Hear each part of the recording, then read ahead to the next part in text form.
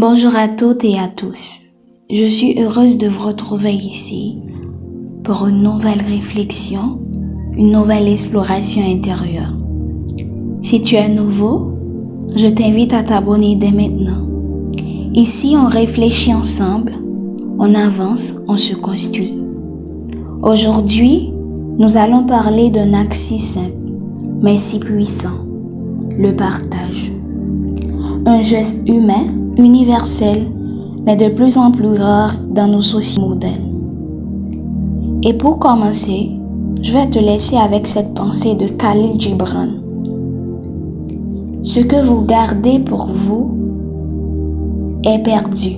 Ce que vous donnez devient éternel.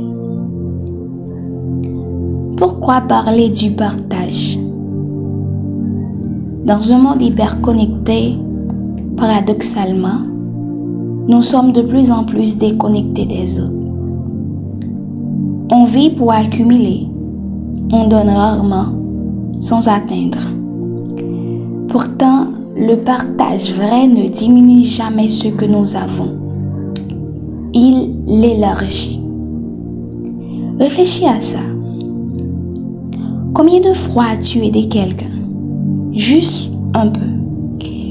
Et cette personne ne l'a jamais oublié. Ou, à l'inverse, combien de fois un tout petit geste t'a marqué profondément? Partager, c'est exister au-delà de soi-même. Tu te souviens de Michel?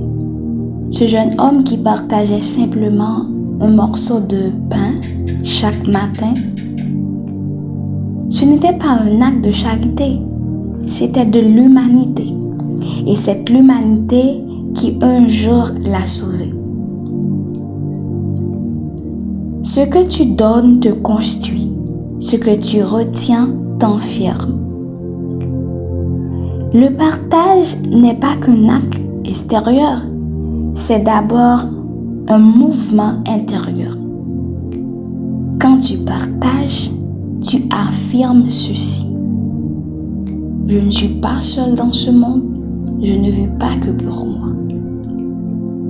Partager, c'est reconnaître l'autre, c'est comprendre que nous sommes que des passants et que ce qu'on laisse derrière nous, ce sont nos gestes, pas nos possessions. Même une connaissance, une expérience douloureuse peut être partagée pour aider l'autre à éviter une chute. Laisse-moi te raconter l'histoire de Rosa. Rosa, une jeune fille brillante, gardait pour elle un petit carnet où elle écrivait ses idées, ses rêves, ses conseils. Un jour, une camarade de classe en grande détresse émotionnelle est venue lui parler. Elle n'avait pas les mots pour l'aider. Alors, Rosa a juste ouvert son carnet et lui dit: « Prends ce que tu veux dedans. Peut-être que tu trouveras une lumière. » Ce carnet est devenu un journal de groupe. Au lieu de partager entre plusieurs élèves, aujourd'hui, ce groupe est devenu une association. Un simple carnet, une simple ouverture et des vies ont changé. Pourquoi est-ce difficile de partager?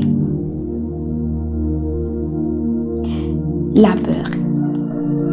Pas peur de manquer, pas peur de ne pas recevoir un retour, pas peur d'être vulnérable. Mais demande-toi, est-ce que la peur t'a déjà fait grandir? Et si aujourd'hui tu choisissais de donner sans attendre? Même un mot, un sourire, un bout de ton histoire, une vidéo, une prière, une oreille attentive. Aujourd'hui, je t'invite à partager quelque chose. Pas forcément cette vidéo, mais quelque chose de toi. Et si cette vidéo t'a touché, partage-la aussi. Peut-être qu'elle sera cette lumière qu'un autre attend. Le partage est un Un pont entre toi et l'autre. Un pont entre aujourd'hui et un avenir plus humain. Partage, même avec peu.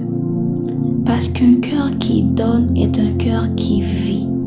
Et toi, dis-moi en commentaire, quel est le dernier vrai partage que tu as fait? Je lirai vos réponses avec attention. À très bientôt pour une nouvelle vidéo pleine de sens.